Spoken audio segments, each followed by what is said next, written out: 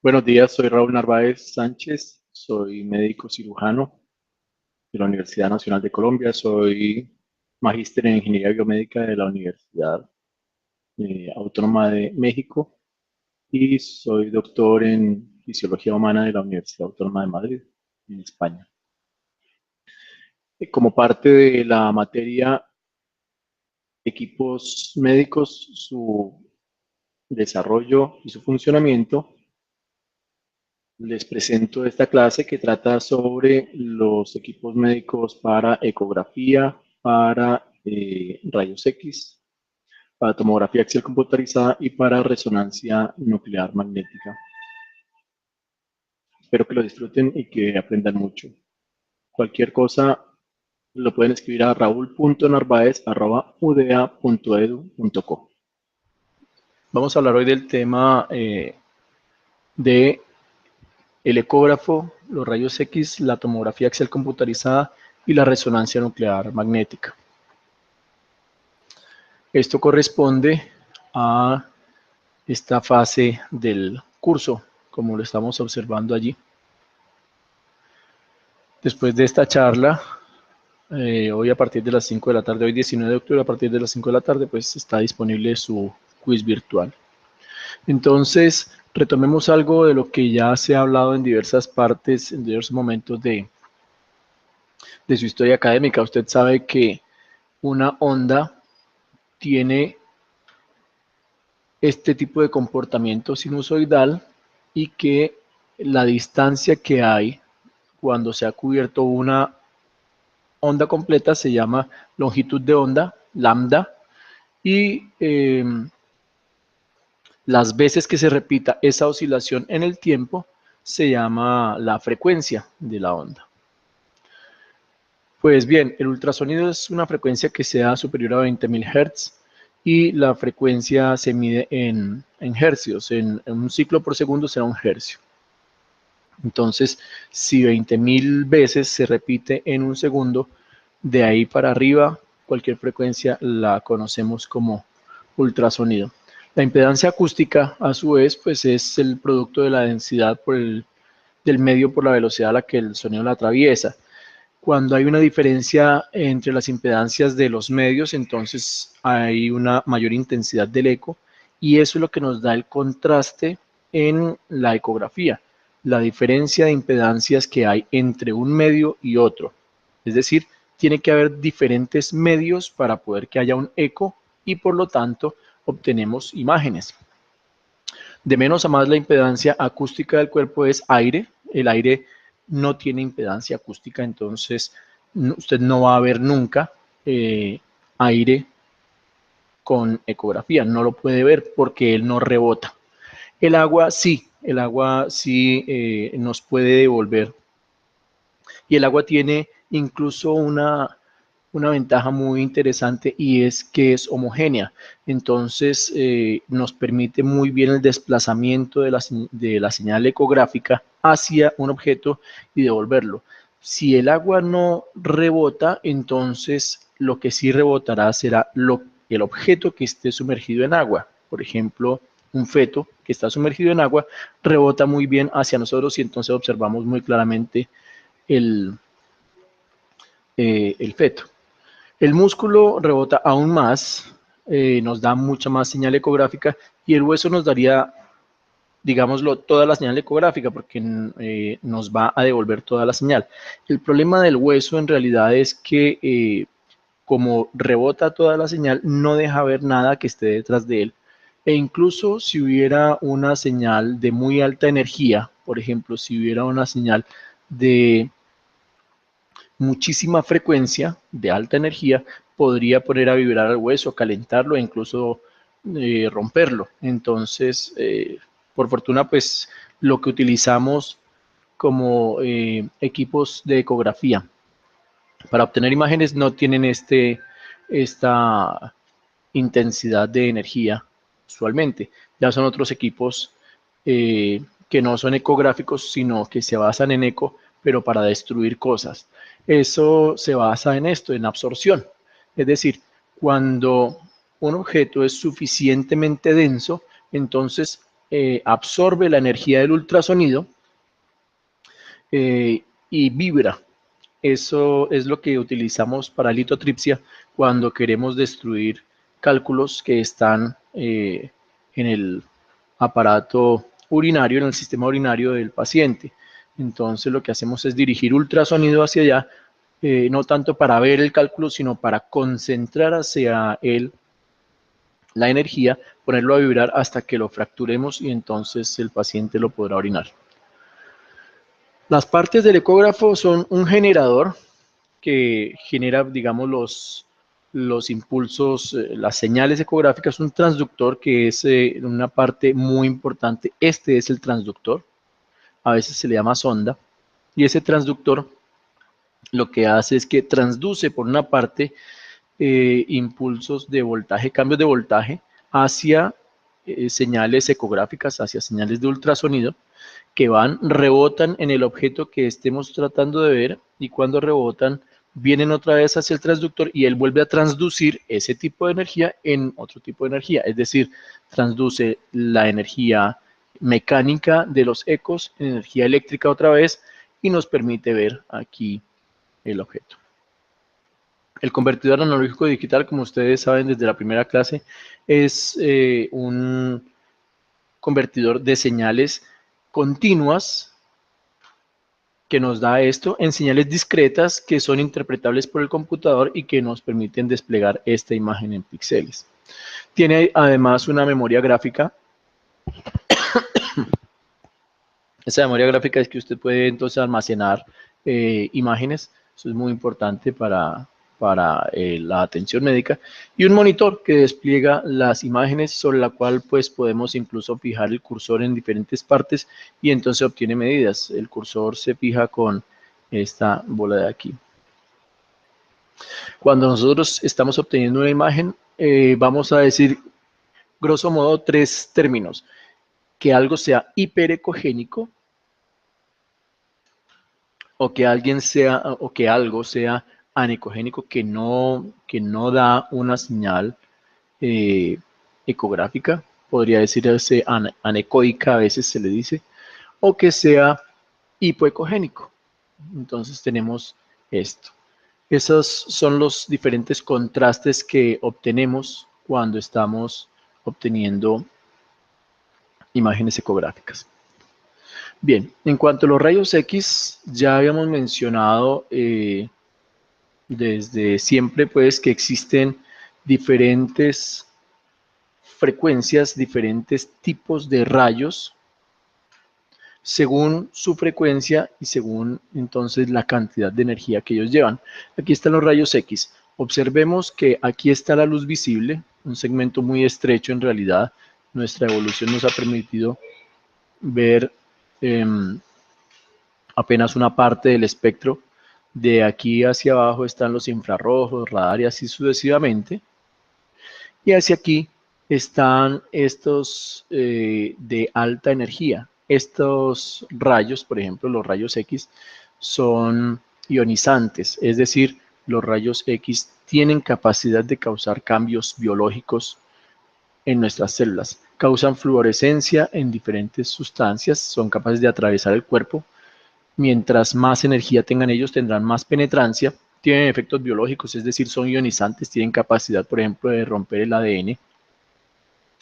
Y se dispersan y debilitan, es decir, igual son fotones, entonces como fotones que son, se dispersan, no son concentrados como el láser, sino que se van a dispersar para tratar de abarcar todo el espacio y se van debilitando con el cuadrado de la distancia. En la medida en que más lejos estemos de la fuente de rayos X, más seguros estamos relativamente. Esta imagen no es muy buena en términos de resolución, pero en términos de información sí es importante porque nos muestra cómo está el tubo de rayos X, cómo se dispersa cómo se dispersan las ondas de los rayos X y por lo tanto cómo van proyectando una imagen que siempre es más grande que el objeto mismo.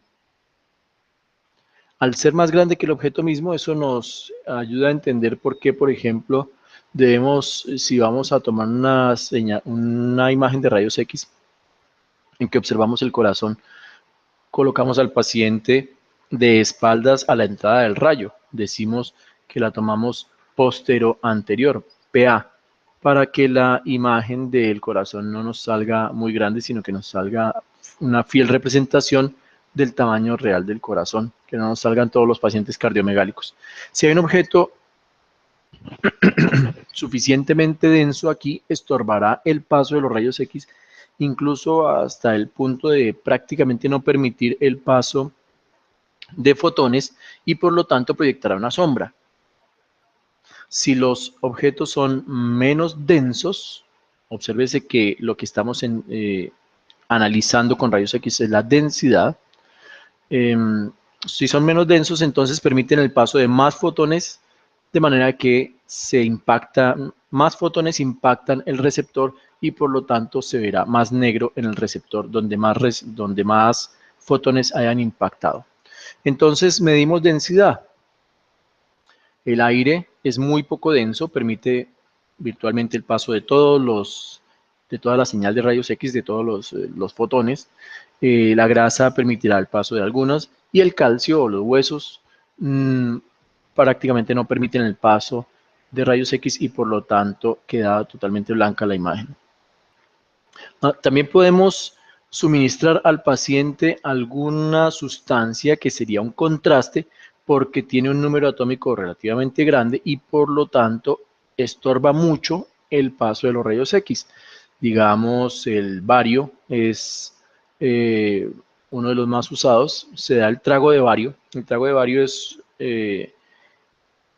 suministrar bario al paciente y ese bario va a estorbar el paso de los rayos X al punto de que queda totalmente blanco en aquellas partes en donde estaba el bario, permitiendo un contraste muy importante en el paciente. La máquina de rayos X está conformada desde el suministro eléctrico por una serie de transformadores que nos permitan generar un alto voltaje. Ese gran voltaje nos permite suministrar la gran cantidad de energía que va hacia el paciente. No olvidemos esto, la radiación X es una radiación ionizante, es una gran cantidad de energía que va hacia el paciente y por eso lo que nos está suministrando el tubo de rayos X incluso puede tener, como les decía, puede causar cambios biológicos en las células y adicionalmente, más que todo en células que tengan una alta tasa de reproducción. Por ejemplo, si tenemos las gónadas, o si tenemos un feto que tiene una alta tasa de reproducción celular, pues entonces será más sensible a los rayos X. Incluso eso se ha utilizado para el tratamiento de algunos cánceres que son entonces radiosensibles porque tienen esas tasas de reproducción, pueden absorber más los rayos X. En el tubo propiamente de rayos X lo que tiene es un ánodo y un cátodo.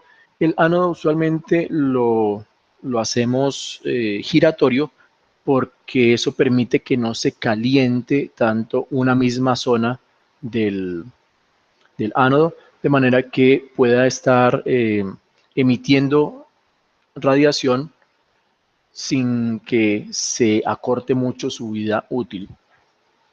Retomemos esta imagen que ya conocemos y veamos esto que está en el documento que les sugerí leer para lo de rayos X. Aquí lo que estamos observando es que en la medida en que crezca la longitud de onda, va bajando la intensidad de la radiación, va bajando la cantidad de energía que administramos al paciente, pero va bajando la penetración. Entonces, podríamos, entre comillas, ver menos adentro del paciente. Si queremos ver más adentro del paciente, pues acortamos la longitud de onda, pero le estamos administrando más energía y entonces lo podríamos estar ionizando más, lo podríamos estar causando más lesión. La tomografía axial computarizada está basada en el mismo principio de los rayos X. También es un tubo de rayos X, solo que va girando alrededor del paciente. Si él da un giro alrededor del paciente, entonces no obtenemos una sola sombra, sino una suma de sombras que van cayendo sobre un grupo de detectores. Estos detectores todos serían digitales, ya no serían detectores analógicos. El detector analógico de rayos X es sencillamente la película esta de celulosa, mientras que el detector digital pues es un componente electrónico que puede estar recibiendo los fotones e irlos sumando. Si usted hace el giro de todo el dispositivo, esto hace que proyectemos diferentes sombras de esta manera. Usted tiene un objeto allí y en la medida en que la fuente de rayos X va girando, entonces va proyectando las sombras de esta manera. Fíjese que estos 4 objetos proyectarían estas sombras. De esta manera se proyectarían así. ¿Capta? Aquí hay relativamente menos atenuación. Aquí hay una gran atenuación. Aquí hay menos atenuación. Aquí nuevamente es grande la atenuación y así sucesivamente. Cuando usted hace la reconstrucción digital de las diferentes sombras, pues se encuentra un objeto que representa con bastante fidelidad lo que estaba tratando de obtener en la imagen. Incluso usted puede obtener una sola tajada del paciente, un solo slice, o puede obtener diferentes slices, diferentes cortes del paciente, y usted puede determinar de qué espesor quiere esos cortes, de qué grosor los quiere, y hacer una reconstrucción posteriormente tridimensional. O bien puede utilizar unos equipos de mayor generación, de una generación más reciente de tomografía axial computarizada que se basan en un corte helicoidal. Es decir, en la medida en que va girando el tubo de rayos X y los receptores, también vamos desplazando la camilla en este sentido. Si usted hace el giro así, y desplaza la camilla así, pues entonces está haciendo un corte helicoidal que le permite hacer una representación muy buena del objeto. O puede también jugar un poco con hacer una inclinación de este tubo hacia acá del paciente, digamos como si fuera ligeramente hacia la cabeza del paciente o ligeramente hacia los pies, de manera que si hubiera algún objeto que esté estorbando el paso de los rayos X, si usted gira esto ligeramente hacia adelante, por ejemplo, esto quedaría ligeramente hacia atrás y entonces estaría mirando por detrás del objeto que estorba. Por ejemplo, se utiliza, por decir algo, si hubiera una bala alojada en alguna parte y usted quiere ver exactamente detrás de la bala alguna lesión, pues entonces usted puede, con estos equipos de nueva generación, inclinar un poco el, el dispositivo completo para ver detrás del objeto. Eso no se puede hacer en los equipos de tomografía axial computarizada de generaciones anteriores porque no permitían esa inclinación ni permitían el desplazamiento de la camilla. En cuanto a la resonancia nuclear magnética, hay que dar algunas bases físicas un poco más profundas. Sucede que los átomos de la naturaleza tienen un giro, tienen la capacidad de girar, están girando y este giro se llama spin, S-P-I-N, un spin. Y ese spin se da de esta manera. Además de que hace este tipo de giro, hace un movimiento que se llama precesión, eh, como si fuera un trompo cuando ya está perdiendo aceleración y que está casi comenzando a caerse y entonces hace ese tipo de movimiento. Los giros se hacen de esta manera en los diferentes átomos. Los protones también hacen ese tipo de spin. Si usted pone aleatoriamente, ellos hacen ese movimiento aleatorio si no hay una intensidad de campo magnético muy grande. Pero si usted pone una intensidad de campo magnético muy grande, los spines tienen la capacidad de alinearse en pro del campo magnético o en contra del campo magnético. Entonces, tenemos una cierta cantidad de spines alineados con el campo magnético o en contra de ello. Muchos de los elementos que existen en la naturaleza se alinearán exactamente en igual número a favor y en contra del campo magnético aplicado, y entonces no nos dan imagen, pero algunos se alinean, algunos más a favor que en contra, y entonces nos permiten dar una diferencia, y esos son elementos visibles para la resonancia nuclear magnética. Ahora bien, este imán que veo en amarillo, que está rodeando al paciente, aquí obviamente por propósitos didácticos se ha hecho el corte de esta manera para que observemos el paciente, pero este gran imán amarillo rodea todo el paciente. Ese imán es el que da el campo magnético grande, el campo magnético general, que usualmente llamamos B sub 0, y ese campo magnético está alineando todos los spines del paciente. Como nos tiene alineados los spines, podemos obtener una imagen del paciente. El asunto es que no nos sirve una imagen de toda la masa del paciente, nos interesa una cierta imagen de un cierto punto del paciente. Para obtener la imagen de un punto del paciente, entonces tenemos otros imanes superconductores que son estos imanes que llamamos bobinas. De hecho son bobinas, son cables enrollados, bobinas de gradiente. Las bobinas de gradiente lo que hacen es que permiten localizar en un punto determinado la imagen que nosotros queremos tener, el corte específico que queremos tener. Cuando tenemos ese punto determinado en el paciente, ubicamos ahí entonces un solo cubo. Entiéndase que no estamos observando solamente un píxel, sino un píxel proyectado hacia la profundidad, lo que se formaría un cubo. Y ese cubo entonces ya no se llama píxel, sino que se llama voxel. Y entonces proyectamos un voxel. Por ejemplo, esto es resultado de un estudio que hemos venido haciendo con resonancia magnética de aquí de parte de la Universidad de Antioquia en el resonador Siemens de 3 Tesla.